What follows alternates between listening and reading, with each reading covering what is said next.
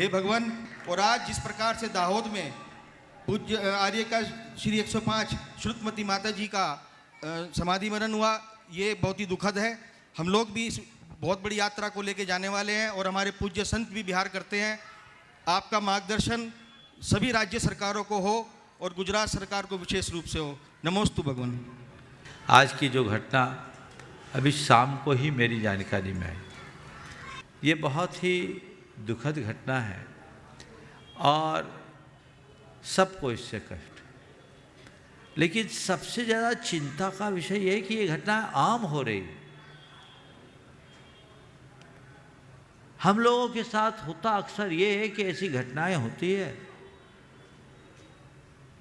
अपनी संवेदनाएं प्रकट करते हैं और ज़्यादा है तो सोशल मीडिया में थोड़ा एक्टिव हो जाते हैं, सरकार को कुछ गालियां देना शुरू कर देते हैं या समाज में 10-5 सुझाव रख देते हैं और अपने कर्तव्यों की इतिश्री कर लेते हैं।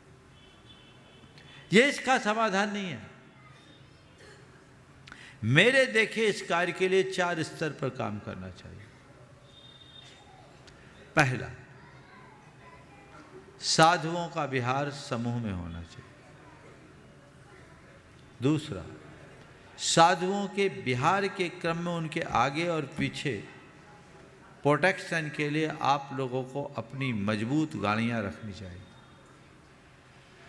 तीसरा, साधुओं के विहार की पूर्व सूचना संबंधित थानों को होना चाहिए।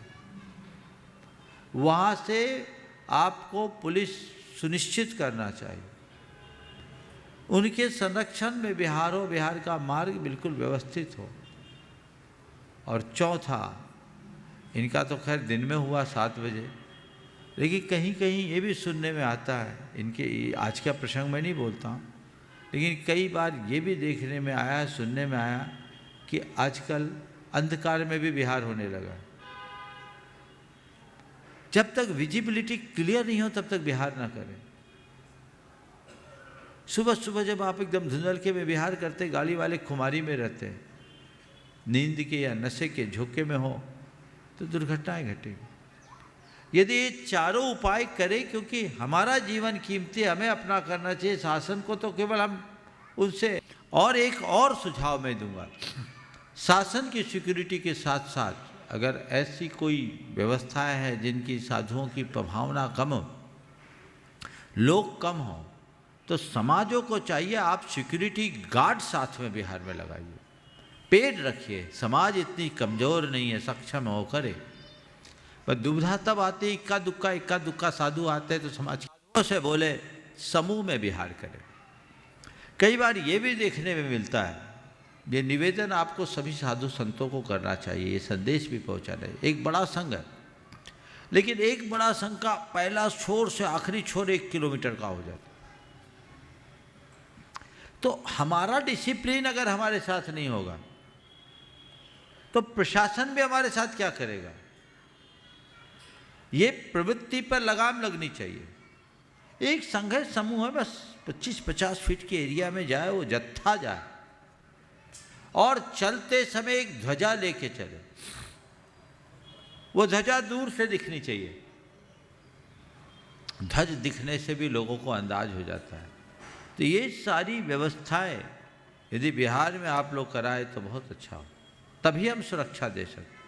अब कई बार ऐसी स्थितियां बनती है कि जिस साधु की प्रभावना अच्छी होती है उनके साथ तो सब लग जाते हैं, और जिनकी प्रभावना थोड़ी कम होती है उनके साथ कोई नहीं आते, और ज़बरदस्ती किसी को भेजा भी नहीं जा सकता। तो उनके लिए मेरा एक परामर्श है, हर समाज के लोगों को अपने प्रतिष्ठानों में कुछ ऐसे लोगों को भी रखना चाहिए जो ऐसे मौके पर साधुओं का विहार करा सके।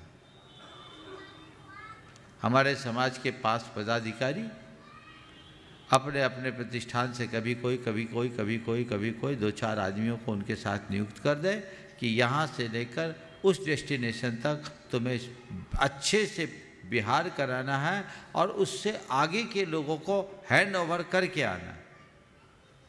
सुरक्षित हो गए, साधु का जीवन कितना मूल्यवान, जीवन तो हर किसी का मूल्यवान है, लेकिन साधु का जीवन कितना मूल्यवान है? आपने कभी विचार किया?